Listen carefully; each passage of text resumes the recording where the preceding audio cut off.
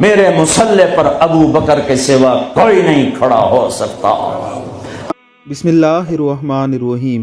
صحابہ اکرام رضوان اللہ علیہم اجمعین اور اہل بیت عظام رضوان اللہ علیہم اجمعین کی ذوات مقدسات امت مسلمہ کے لیے مشعل راہ ہیں۔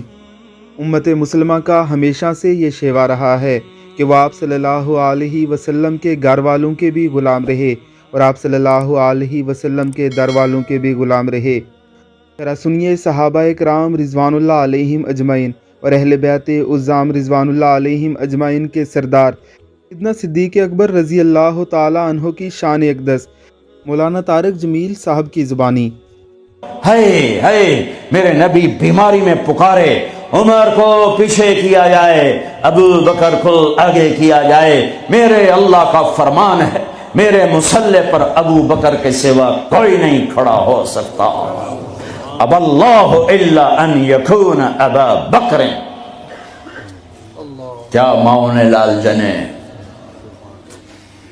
کیا نصیب ہے نبی کے ساتھ کھڑے ہوئے۔ ایک دفعہ آپ مسجد میں داخل ہوئے، مسجد میں تو آپ کے ادھر ابو بکر تھے، ادھر عمر تھے، سامنے صحابہ تھے، تو آپ نے دونوں کے ہاتھ پکڑ لی، یوں ہاتھ پکڑ لیے کہ مجھے دیکھو، ہاکذا نحشر یوم القیامہ، قیامت کے دن ہم تینوں یوں اٹھیں گے، ادھر ابو بکر اور ادھر عمر۔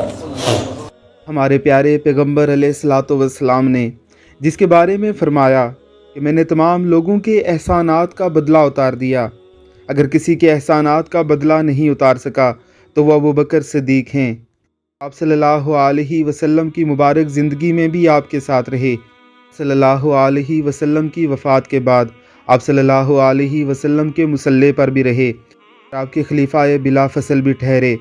آپ صلی اللہ علیہ وسلم سے ایسا والہانہ عشق تھا کہ اللہ رب العزت نے انہیں جگہ بھی رسول اللہ صلی اللہ علیہ وسلم کے مبارک پہلو میں عطا فرمائی۔ صدیق اکبر رضی اللہ تعالی عنہ کی شان اقدس میں اگر کوئی گستاخی کرے، اسے مسلمان کہنے یا مسلمان سمجھنے والا خود بھی کافر ہو جاتا ہے۔ علماء کرام فرماتے ہیں کہ امام اعظم ابو حنیفہ رحمہ اللہ نے فتویٰ جاری کیا تھا، من انکر صحبت ابی بکر وہو کافر، کہ جس نے ابو بکر کی صحابیت کا انکار کیا وہ بھی کافر ہو گیا۔ اللہ رب العزت کی ذات ہمیں صحابہ اکرام اور اہل بیت عظام کے رستے پر چلنے کی توفیق عطا فرمائے، آمین ثم آمین۔